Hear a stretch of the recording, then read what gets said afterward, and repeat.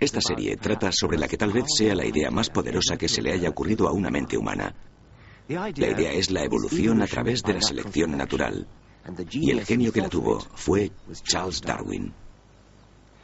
Soy biólogo y Darwin ha sido una inspiración a lo largo de toda mi carrera. Su obra maestra, El origen de las especies, se publicó hace 150 años y cambió nuestra visión del mundo y del lugar que ocupamos en él para siempre.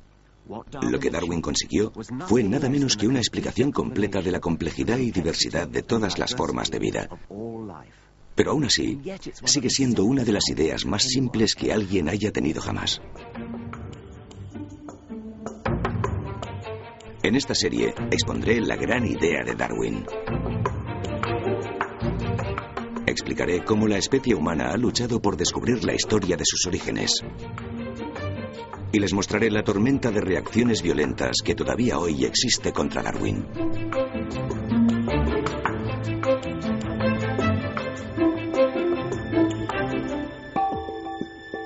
El genio de Darwin. Las claves del evolucionismo.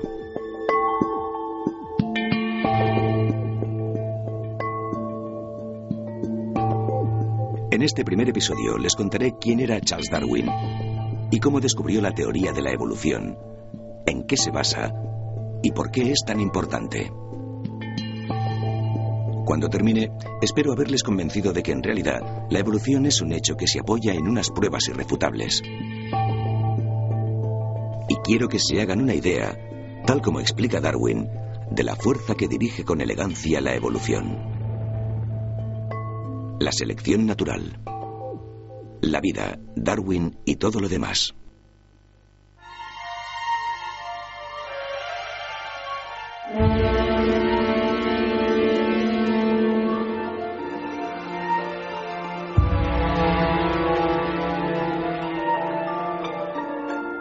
Cuando Charles Darwin nació hace 200 años, los marineros y exploradores llegaban a casa con un sinfín de especímenes como estos, provenientes del creciente Imperio Británico. Se creía que cada uno de esos animales jugaba su papel en la creación de Dios.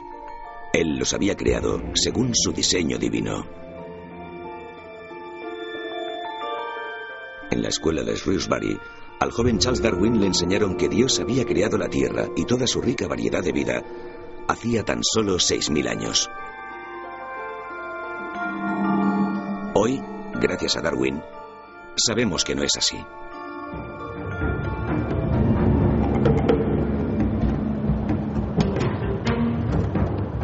Pero incluso en la actualidad, las encuestas dicen que 4 de cada 10 británicos prefieren aferrarse a las viejas ideas y creer que Dios creó nuestro mundo y cada una de las criaturas que viven en él.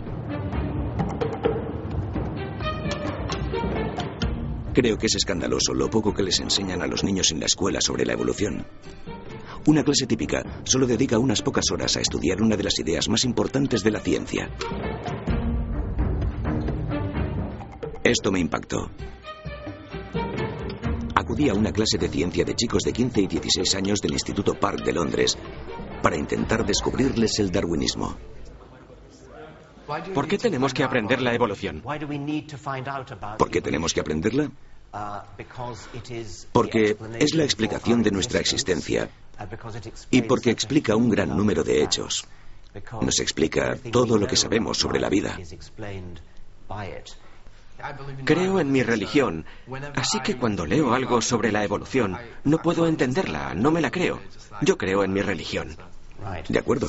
Así que, como llevas creyendo en eso desde niño, cualquier otro libro que te ofreciera una explicación diferente no lo leerías. Aunque hubiera pruebas que lo demostraran, yo seguiría creyendo en la prueba más evidente que encontramos en la Biblia. Entonces tú solo crees en eso porque es lo primero que te contaron. Me di cuenta de que unas pocas horas en el laboratorio de ciencias no es rival para una vida entera de doctrina religiosa. A mí me educaron para que creyera en eso. Entonces, como te han educado para que creas en eso, ¿es razón suficiente para creerlo?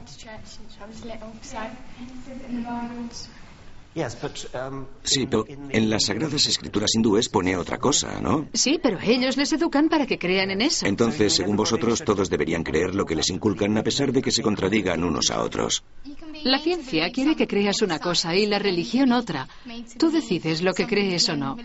¿Quién sabe quién tiene razón? Tienes que quedarte con una explicación. Bueno, mirad, odio la palabra inculcar, porque es tremenda. Y odiaría que pensarais que yo intento inculcaros algo. Solo os pido que os fijéis en las pruebas. Tal vez no sepáis lo irrefutables que son. Nadie ha visto actuar a la evolución a lo largo de miles de años. Pero sí vemos las consecuencias, y estas consecuencias son la prueba irrefutable. Es como un caso que se lleva a juicio y en el que nadie ha visto cómo se cometía el delito. Pero hay un montón de pruebas que nadie podría refutar. Este sería un buen ejemplo.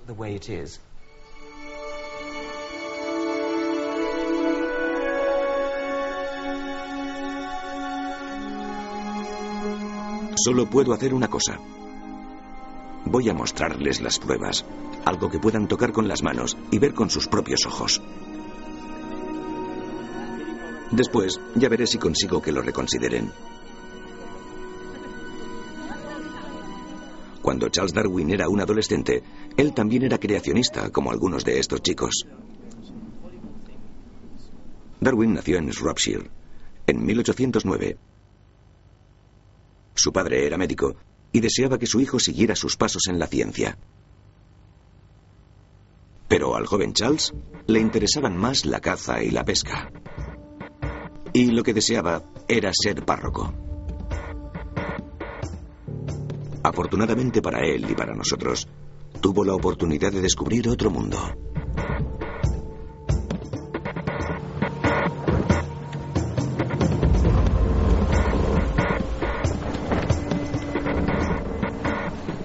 En 1831, con tan solo 22 años, y gracias a las amistades de su familia, le hicieron una invitación única en la vida. Un viaje alrededor del mundo a bordo del barco de expedición HMS Beagle. Durante 5 años, Darwin recogió cientos y cientos de especímenes que mandaba a su tierra natal. Pero cuanto más catalogaba plantas y animales, más dudaba sobre la historia bíblica de su origen.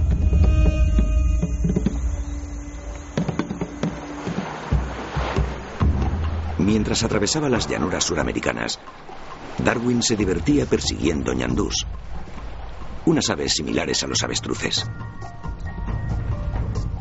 Y le sorprendió que Dios se molestara en crear dos criaturas tan parecidas y con tan pocas diferencias. Podría ser que un primer grupo de ñandús se hubiera dividido en dos y hubiera empezado a desarrollarse de forma distinta.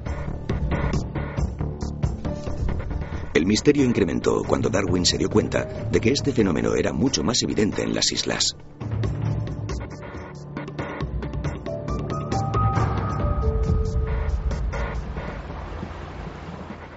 El año pasado tuve la suerte de andar sobre los pasos de Darwin en las Islas Galápagos. Aquí fue donde empezó a preguntarse por qué Dios había creado distintos tipos de tortuga, pinzón o iguana, en islas más o menos idénticas. ¿Estaban relacionadas estas iguanas? ¿O habían sido creadas por separado? ¿Eran las primas de las iguanas que habitaban las islas cercanas?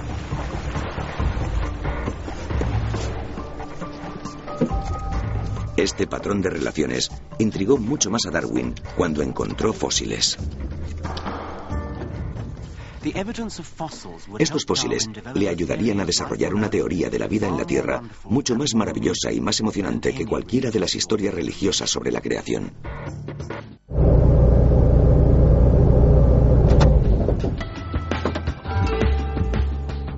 Este grupo de científicos estadounidenses ha descubierto los restos de osos perezosos terrestres de unos 2 millones de años. Hoy acudiré al yacimiento porque fueron fósiles como estos los que inspiraron al joven Charles Darwin durante su viaje a bordo del HMS Beagle. Para Darwin, eran como la versión gigante de los animales que veía a su alrededor. Está claro que estos perezosos terrestres vivieron bien durante varios millones de años. Eran enormes, ¿no? Bueno, variaban en tamaño, desde el equivalente a un oso actual, pasando por el equivalente a un mamut o a un mastodonte, hasta llegar a los que alcanzaban los 6 metros de altura cuando se sostenían sobre las patas traseras. Lo que más le sorprendió a Darwin fue cómo se parecían los fósiles, excepto por el tamaño, a los esqueletos del perezoso actual hallados cerca. Sin duda se ven las similitudes en los detalles de sus dientes y en características peculiares que comparten con los armadillos, los perezosos arborícolas y los osos hormigueros actuales. Podemos concluir que están emparentados con estos animales. El descubrimiento de los fósiles fue un gran reto para la ortodoxia religiosa de la juventud de Darwin. ¿Qué eran estos animales? ¿Cuándo vivieron? ¿Y por qué ya no existían? Algunos sugirieron que los fósiles eran un adorno que Dios había creado. Y otros que eran los huesos de los pecadores que se ahogaron durante el diluvio. Pero Darwin fue uno de los primeros científicos en identificarlos correctamente como especies de animales extinguidas.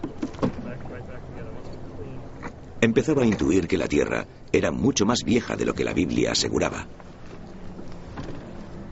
¿Pero cómo se dio cuenta de ello? A través de su fascinación por la geología.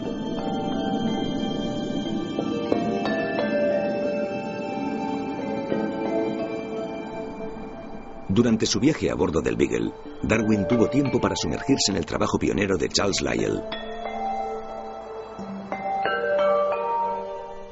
Lyell sostenía que el paisaje que veíamos a nuestro alrededor lo estaba esculpiendo la lenta acción de unas fuerzas enormes que llevaban actuando hacía millones de años, no 6.000.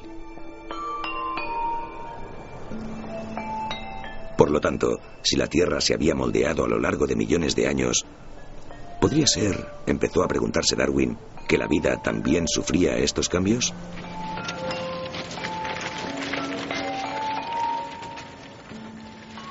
¿Sabes cuántos años tienen estas rocas? Tienen unos 200 millones de años.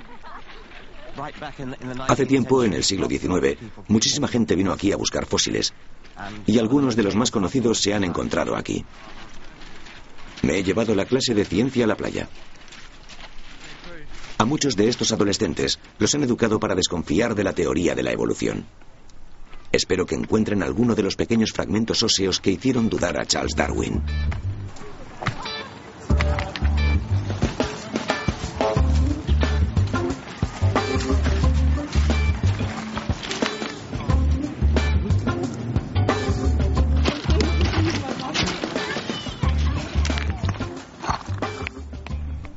¿Sabes cómo eran nuestros ancestros hace 200 millones de años? Porque ya existían. O sea, vivían cerca porque esto era el fondo del mar. Eran una especie de musarañas. Una especie de musarañas muy inquietas y con bigotes. Parece que fuera un sueño, pero es real. Sí, es verdad.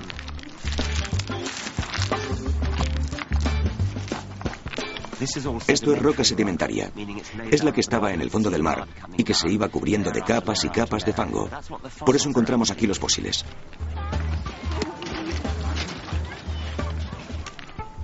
Las olas del mar empujaron a la superficie las diferentes capas de roca. Y dentro de ellas, un tesoro escondido. La historia de la vida de la Tierra en el pasado. Así que a medida que profundizamos, encontramos un grupo diferente de animales. Y si nos fijamos en los animales y las plantas que encontramos a lo largo de un gran periodo de tiempo, observamos una secuencia bastante ordenada. Hace 400 millones de años encontraríamos peces, pero no mamíferos.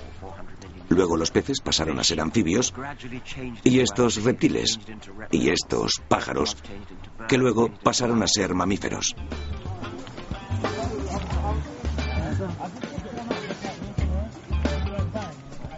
¿Lo has encontrado tú? Sí. Pues es fantástica. De verdad, está muy bien. Sí. Es una preciosa monita. Es fantástica. Buen trabajo. Es muy bonita.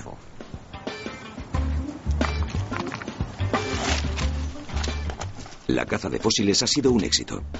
Como Darwin, estos adolescentes se han enfrentado cara a cara con algunos restos tangibles de la evolución.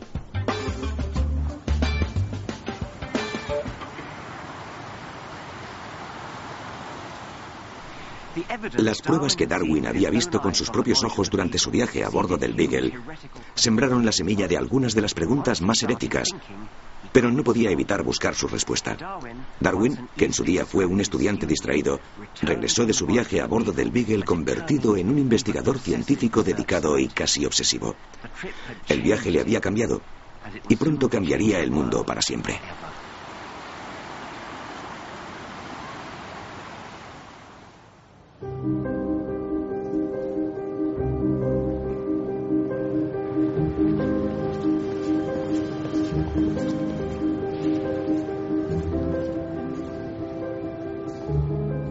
De nuevo en Londres, a finales de los años 30, los especímenes que había reunido y el informe de su viaje convirtieron a Darwin en un científico reputado.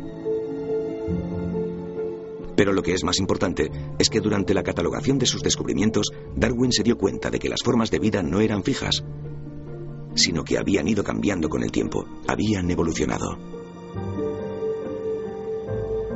Ahora quería relacionar todas las pruebas para poder entender cómo y por qué había ocurrido.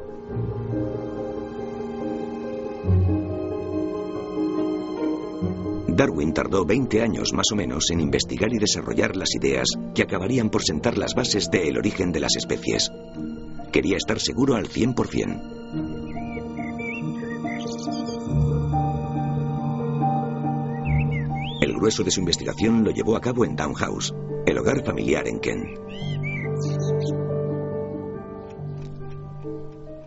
Entonces, lógicamente, no existía Internet, y Darwin contó con la ayuda de un enorme grupo de naturalistas de alrededor del mundo.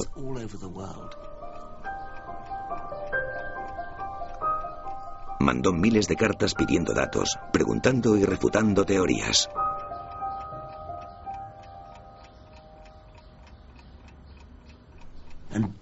Y empezó a recibir un sinfín de cartas de todo el mundo, un sinfín de información. Darwin estudió el peculiar detalle de la similitud entre los esqueletos de mamíferos distintos.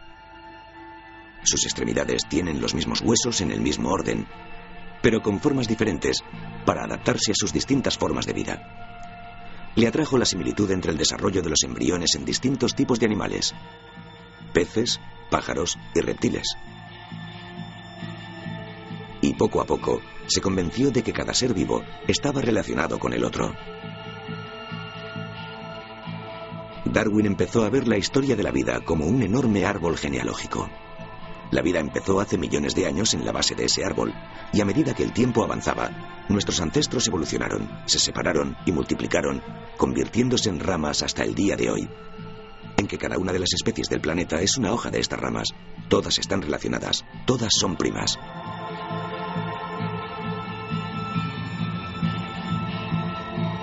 La vida había evolucionado de organismos unicelulares a seres más sofisticados y complejos.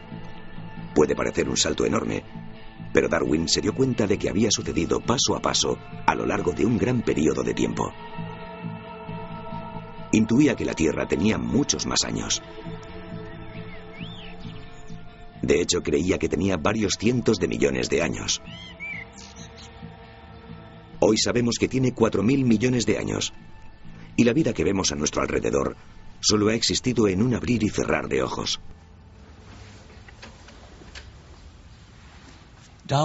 La esposa de Darwin, Emma, solía tocar el piano en esta sala, y Darwin se estiraba en el sofá a escucharla.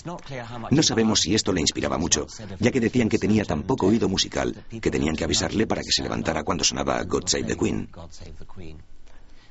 Pero quiero usar este piano para ilustrar la grandiosidad del tiempo geológico y el poco tiempo que en comparación llevan en la Tierra los animales y las plantas que conocemos.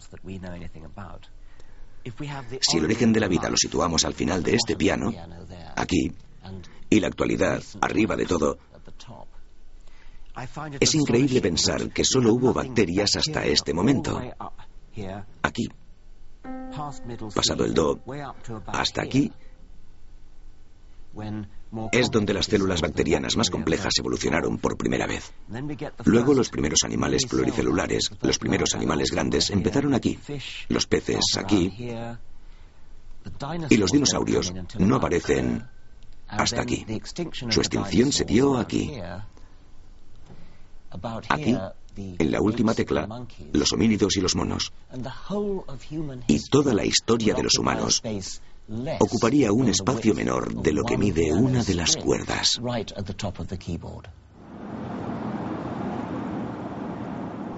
La vida ha evolucionado a lo largo del tiempo, pero ¿cómo ocurrió? ¿Por qué no permanecieron igual las criaturas?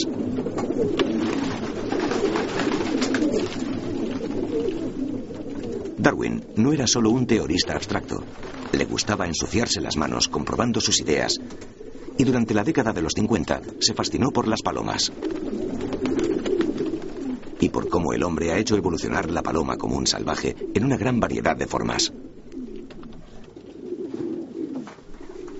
Los especímenes de pájaro de Darwin los guardan en el Museo de Historia de Tring. Es una sensación muy especial, porque estos son los especímenes de Darwin. Por lo que veo, según la propia etiqueta de Darwin, esta es un pinzón azul y una paloma doméstica que se caracteriza por un curioso movimiento, como si fuera a caerse, como si cayera del cielo. Este ha sido reetiquetado. Es un espécimen de Darwin y este tiene su etiqueta original. Darwin se dio cuenta de que durante siglos y paso a paso, los criadores de palomas se han dedicado al negocio de la evolución. Aquí se observa el flujo constante de la vida. Uno de los grandes temas contra los que Darwin quiso luchar fue la percepción de la gente de que las especies nunca cambian. La selección artificial de los perros, las palomas o las lechugas era una perfecta ilustración para que Darwin viera lo plásticas que son las cosas. Se pueden estirar, modelarlas como si fuera barro. Podías coger un animal salvaje y sacarle algunos detalles o ponerle otros, agrandarlo. Esto demuestra que no hay nada estético en las especies. Las especies cambian.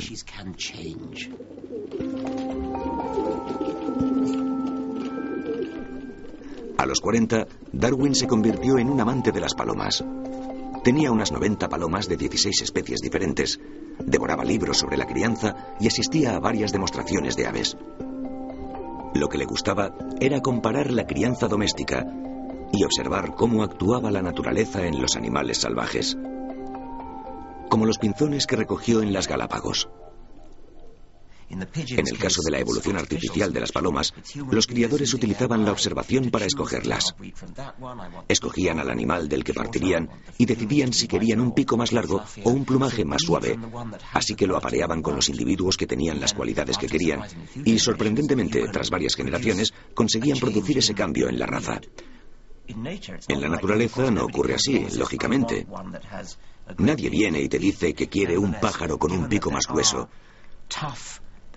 Pero si las semillas son duras y solo los picos gruesos las pueden romper, la selección natural favorece a aquellos individuos que consiguen romper las semillas, hasta que finalmente se consigue un pico más grueso, producto de decenas de miles de generaciones de selección natural para crear una especie que pueda abrir las semillas más gruesas. El hombre había transformado por completo a muchos animales y plantas, seleccionándolos por ciertas características una y otra vez. La naturaleza también lo estaba consiguiendo, pero ¿cómo puede elegir de igual forma que elige un hombre? La respuesta de Darwin pasaba por entender qué es la naturaleza exactamente.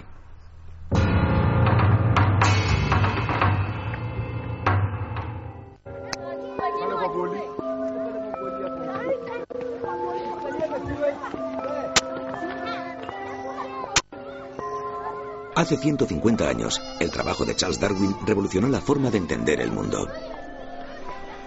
Durante 20 años había unido las piezas que demostraban la evolución y desarrolló la teoría de que la naturaleza, no Dios, selecciona la vida de una forma similar en la que las personas seleccionamos a las palomas. ¿Cómo selecciona la naturaleza? De la forma más cruel.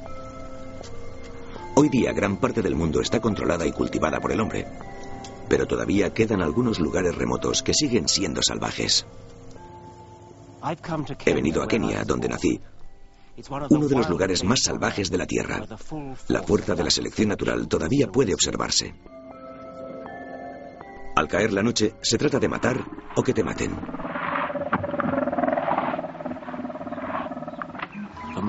Para muchos animales, la realidad de la vida es la lucha, el sufrimiento y la muerte.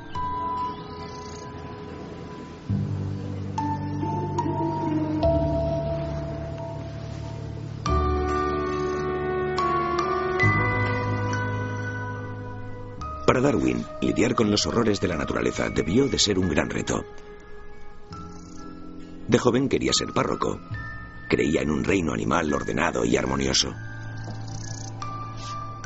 Ahora contemplaba la brutal realidad de la naturaleza. La genialidad de Darwin fue conectar lo que veía con una idea que partía de una disciplina totalmente diferente: la economía. Thomas Malthus escribió una popular diatriba muy influyente sobre los peligros de la superpoblación a principios de la era industrial y sobre cómo ese crecimiento se detendría a causa de la falta de comida y las enfermedades.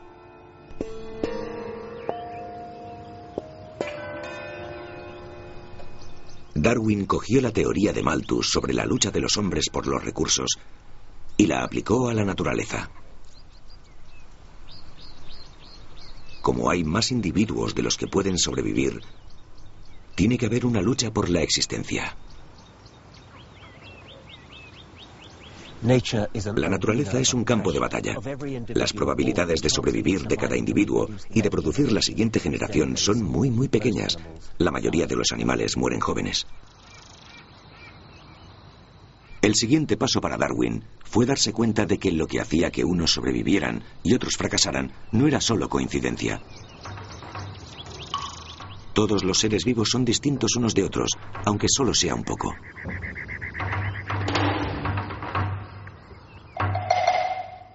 Darwin descubrió que esa era la clave. Una minúscula variación, unos dientes más afilados o unas piernas más fuertes, un mejor camuflaje o sentido del olfato pueden ser cruciales para la supervivencia de una criatura.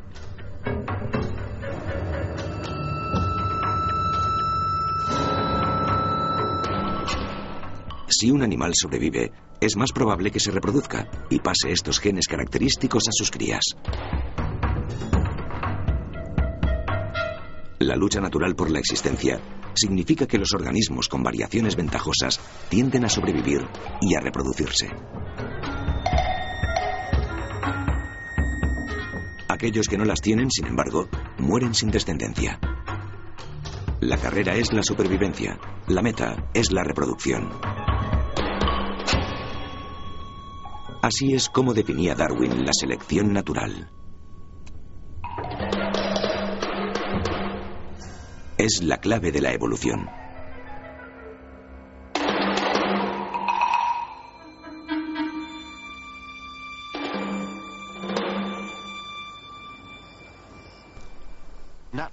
La selección natural es un escrutinio diario en busca de estas variaciones, hasta la más pequeña.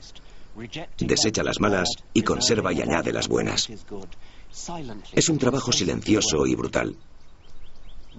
No podemos ver el transcurso de estos cambios hasta que ha pasado el tiempo suficiente. Lentamente, mientras se van heredando estas variaciones positivas, la selección natural esculpe la vida de formas diferentes, cada vez más adaptadas a conseguir los recursos de su particular entorno. Los cuellos largos sirven para conseguir comida de las copas de los árboles, y el pelaje corto para sobrevivir en los climas cálidos. Las formas de vida son cada vez más especializadas, y si se separan de su grupo original geográficamente, ya sea por un desierto, un bosque o una isla, pueden especializarse hasta tal punto que ya no puedan aparearse con el grupo inicial. Y pasan a ser una especie diferente. Así se originan las especies.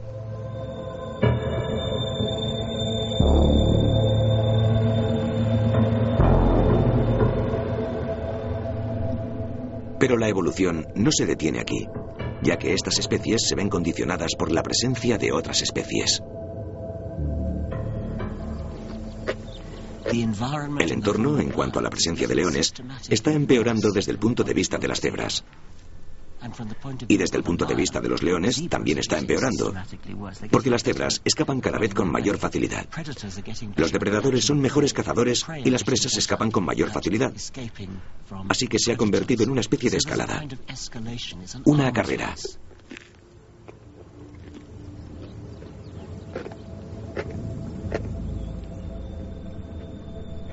Esta carrera explica la sofisticada ingeniería de la vida. Sistemas de camuflaje, ojos con la precisión de una cámara, púas venenosas.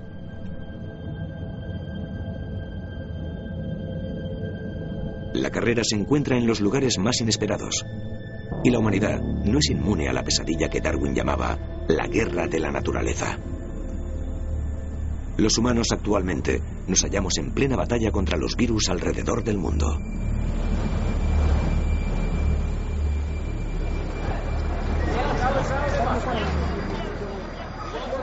En los barrios bajos de Nairobi, la selección natural actúa en forma de enfermedad virulenta, diezmando la población. Las prostitutas de Nairobi tienen una media de 7 a 10 clientes al día, con una alta prevalencia del virus VIH que causa el SIDA. Pero los investigadores genéticos han encontrado que algunos afortunados individuos tienen un arma para enfrentarse a la carrera contra el VIH. ¿Salomé? Sí. ¿Cómo estás, Soy Richard? Una sorprendente resistencia al virus. ¿Cuánto hace que se dedica a la prostitución?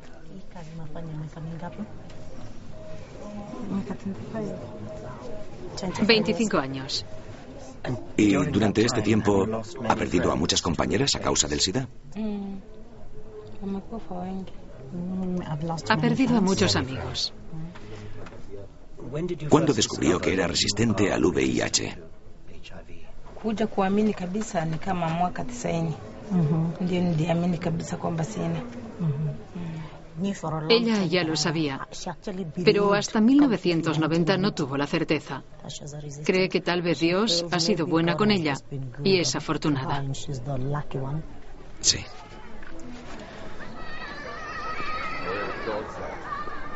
Todo este sufrimiento no es obra de Dios, ni tampoco de la fortuna. El científico canadiense Larry Gelmont ha estudiado las probabilidades de supervivencia. Conocíamos la prevalencia de VIH en estas poblaciones sexualmente activas y sabíamos que algunos clientes con los que trabajaban estaban enfermos. Sabíamos cada cuánto tenían relaciones sexuales con ellos y era imposible matemáticamente que llevaran tanto tiempo dedicándose a esto y que con el número de contactos que habían tenido no se hubieran infectado del VIH. La resistencia que presentan estas mujeres parece ser una variación que podrían transmitir a sus hijos. Algunas de las mujeres están relacionadas familiarmente. También creemos que tienen algún factor en la sangre, en sus células, que probablemente transmiten genéticamente. Supongo que si regresáramos aquí dentro de 1000 años, podríamos ver un gran avance en la frecuencia con la que se pasan estos genes en la población. Sí, creo que en una situación epidémica, las personas que son vulnerables y más susceptibles enfermarán y morirán, mientras que aquellos que sobrevivan mostrarán algún tipo de resistencia que transmitirán a sus descendientes.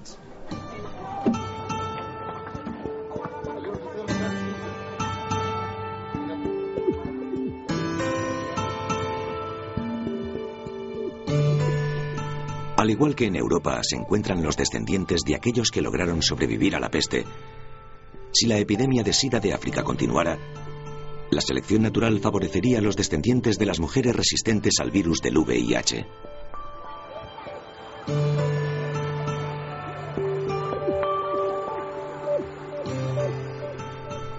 Esta es la fuerza imparable de la selección natural, revelada por Darwin la primera vez y que ahora estudia la ciencia moderna.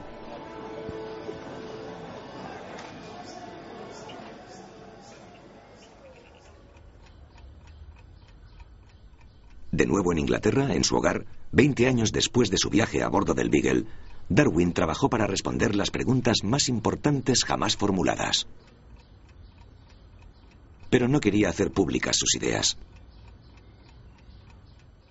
Darwin dijo que se había convertido en una especie de máquina que montaba teorías ensamblando hechos. Pero yo no creo que fuera eso, sino que era un pensador tremendamente imaginativo y profundo. Tenía una mente muy curiosa y le atraían los hechos que no cuadraban. Una vez dijo que no soportaba perder.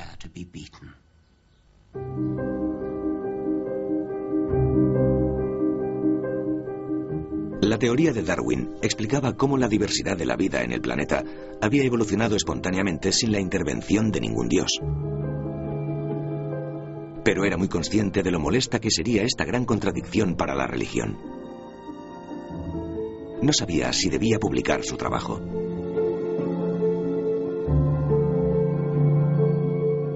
En junio de 1858, Darwin recibió una carta de un naturalista que viajó al lejano oeste, Alfred Russel Wallace, y que proponía unas ideas parecidas. Darwin se desesperó por si le quitaban la primicia y estuvo a punto de abandonar el trabajo de su vida. Pero entonces, Charles Lyell, entre otros, le convencieron para que presentara su trabajo inédito junto con las notas de Wallace para completar y publicar su obra maestra. He venido a conocer a Randall Keynes, el tataranieto de Darwin, para intentar comprender su estado mental mientras terminaba el libro. Este es un libro de geología del señor Greenough que tiene una preciosa inscripción: Charles Darwin, Buenos Aires, octubre de 1832. Es decir, que estaba a bordo del Beagle. Sí. Estaba empezando a descubrir la geología, y este es un libro infantil que perteneció a la hija de Darwin, Annie. Darwin no era un polemista agresivo. Nunca salió a la palestra para publicitar su obra, pero sí que quería influenciar a los pensadores entre bastidores, enviándoles copias de su libro con cartas en las que casi se disculpaba. Escribía cosas del tipo: este burdo intento de teoría que he formulado, ¿era auténtica modestia o escondía una falsa modestia? Era realmente real. Y esta era una curiosa característica suya. A lo largo de los años iba cambiando su actitud. A veces estaba absolutamente seguro de su teoría y otras veces dudaba mucho. Vivía con el temor constante de que se descubriera una sola especie que tuviera un elemento que solo hubiera podido ser diseñado. Puede que las dudas jamás abandonaran a Darwin, pero finalmente, hace 150 años, plasmó sus ideas sobre la evolución y cómo funcionaba en la obra El origen de las especies. La primera edición del libro vendió 1.250 copias en 2 días. Y nunca se ha dejado de reeditar. El origen de las especies cambió el mundo. Pero todavía había una gran laguna en la teoría de Darwin.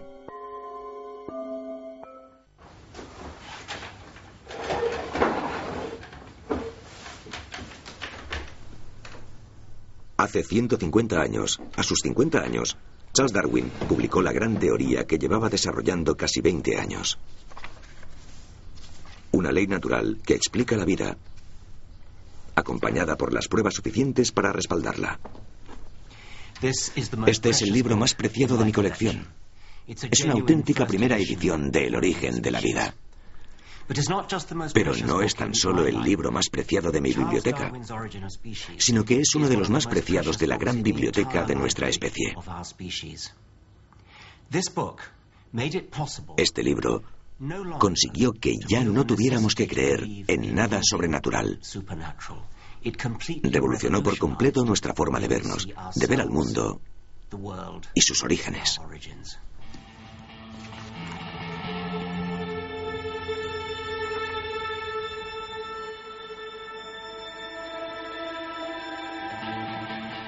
Pero lo que Darwin jamás supo explicar fue cómo las mejoras de la selección natural se conservaban de generación en generación. ¿Por qué no se diluían con el tiempo? En el siglo XX, todavía cerca de la revolución darwiniana, los científicos casaron la evolución con la genética. Los genes son largas tiras de código, instrucciones para que las células puedan construir todos los seres vivos. Los científicos ahora saben que los genes de los padres no se mezclan al combinarse durante la reproducción. Cada gen que se hereda se traspasa en su totalidad o no se traspasa. La ciencia de los genes también explica cómo surgieron las variaciones. Cuando los animales se reproducen, sus genes se copian y se guardan en el esperma y los óvulos. Durante el proceso de copia, a veces ocurre algún fallo. Los fallos son mutaciones que dan lugar a nuevas características que se añaden a la selección natural darwiniana.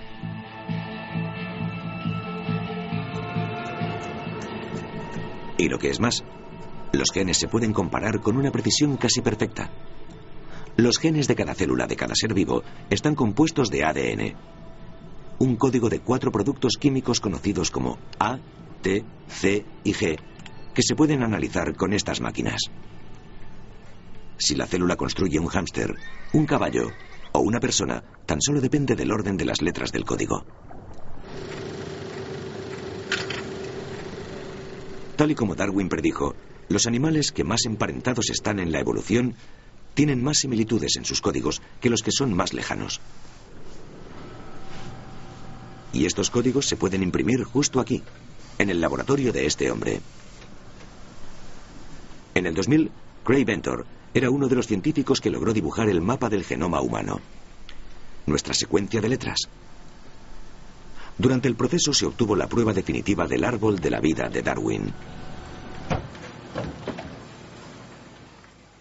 Él estaba trabajando sobre el mundo visible, observando lo diferente que era. Y ahora nosotros tenemos la oportunidad, con esta herramienta, de ver la parte invisible, aquello que él solo podía intuir.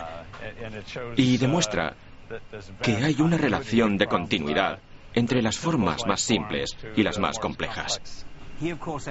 Él le ponía mucho más énfasis en la diversidad, porque es lo que él veía, uno de los niveles del organismo. Pero vosotros estáis encontrando la increíble similitud que hay entre las criaturas, incluso entre las bacterias. Para mí ya no se trata de una teoría. Yo he visto el código genético de un montón de especies diferentes y existe esa continuidad.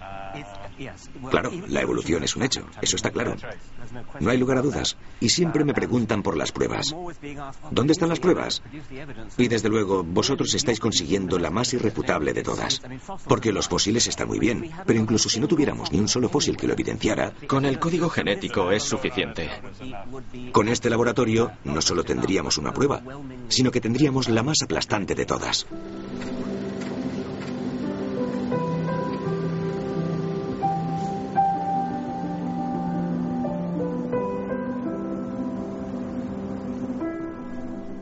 Darwin sabía que su teoría tenía cabos sueltos, pero la ciencia los ha atado. La evolución por selección natural ha sido finalmente demostrada. Caso cerrado. ¿Pero lograré convencer a mis estudiantes? Lo más bonito del ADN es que ha convertido la biología en una especie de rama de la ciencia informática que cada animal y planta lleva dentro en cada una de las células, como una especie de libro de instrucciones para hacer animales o personas. Son miles de millones de letras, y si pudierais alinearlas todas, podríais coger el ADN de una rata y el de un ratón y decir la misma, una diferente, la misma, otra diferente. Y eso significa que cuando se dice que la rata y el ratón tienen un ancestro común, podéis estar totalmente seguros de que es así, porque hay muchísimas similitudes, muchas más de las que Darwin jamás soñó. Y a Darwin le hubiera encantado conocer el ADN. Es una lástima que no viviera lo suficiente para conocerlo.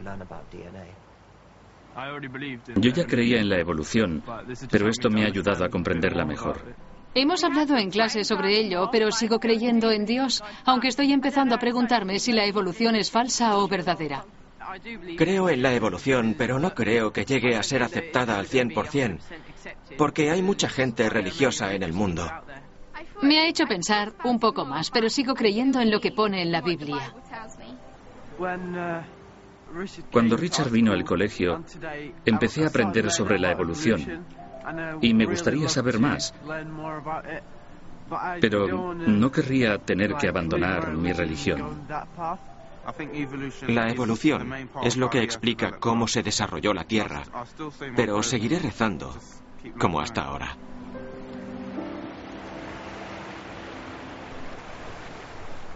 Solo he pasado unas horas con estos chicos, pero espero haberles ayudado a abrir los ojos ante la maravillosa realidad de la vida.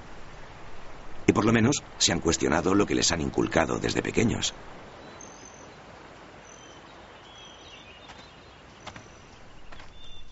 Darwin solía pensar mucho durante sus paseos solitarios alrededor de Down House, su casa. Al final de El origen de las especies, Darwin pudo contemplar la orilla del río a lo largo de un camino como este, y la vida, las plantas, los pájaros y los insectos que se habían formado con las leyes invisibles que actúan a nuestro alrededor. Hay cierta grandeza en esta forma de ver la vida. El planeta ha seguido sus ciclos según la ley inamovible de la gravedad. Desde el principio, ha habido un sinfín de formas simples que han evolucionado hasta convertirse en criaturas bellas y maravillosas.